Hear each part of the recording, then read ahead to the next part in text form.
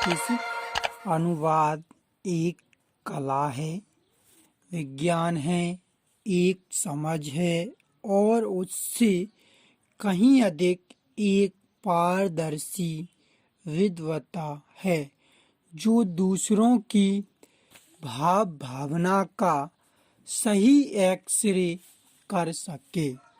अनुवाद एक आवश्यकता है जिसके बिना समाज में पल भर भी नहीं रहा जा सकता।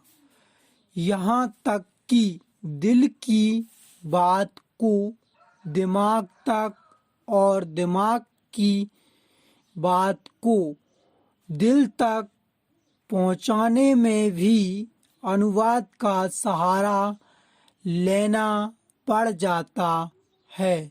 इसलिए कहते हैं कि दिल की भाषा और दिमाग की भाषा में अंतर है।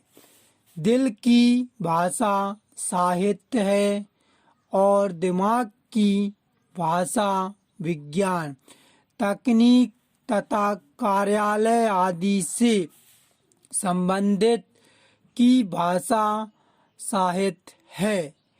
कॉलेज से निकलकर कार्यालयों में घुसते ही यदि किसी स्नातक से पूछा जाए हाफ मार्जिन क्या है तो उसका उत्तर होगा पूरे मार्जिन का आधा, जबकि हाफ मार्जिन एक रजिस्टर होता है क्योंकि वह स्नातक दिल की भाषा से दिमाग की भाषा में सही अनुवाद नहीं कर सका तो उपहास का पात्र बन गया। कई बार अर्थ का अनर्थ भी हो जाता है। अतः अनुवाद एक साधारण प्रचलित शब्द भले ही हो परंतु इस पर अधिकार असाधारण शिक्षित व्यक्ति का ही होता है, इसमें दो राय नहीं है। अनुवाद एक भाषा से दूसरी भाषा में होता है। एक भाषा स्रोत भाषा कहलाती है और दूसरी लक्ष्य भाषा कहलाती है। स्रोत भाषा से लक्ष्य भाषा तक पहुंचना इतना सरल काम नहीं है जितना कि आम व्यक्ति की धारणा है।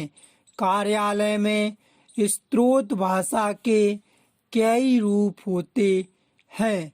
उदाहरण के तौर पर वैज्ञानिक भाषा, तकनीकी भाषा, कार्यालयीन भाषा तथा तीनों की मिलीजुली भाषा है।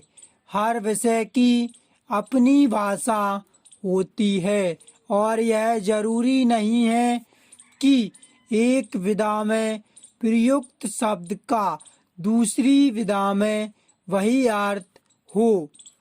अतः शब्द के माध्यमों से विषय का गंतव्य और लेखक मंतव्य जानना और फिर उसी बात को लक्ष्य भाषा यानी जिस भाषा में अनुवाद किया जाना है में लिखना है और वह भी उस तरह से कि उसकी संप्रेषणीयता में कमी ना हो, रुकावट ना हो, भावों की लुप्तता ना हो। अतः यह जान लेना चाहिए कि इतने कठिन विषय के ज्ञाता विश्वविद्यालय में तो मिल सकते हैं परंतु कार्यालय में इनकी उपलब्धता कठिन ही हो सकती है। कार्यालयों में हिंदी की समस्या का आरंभ यहीं से होता है। कार्यालय में कार्यालय की अपनी भाषा तो होती है ही, कार्यालय में प्रयुक्त विषय की भाषा भी जानना जरूरी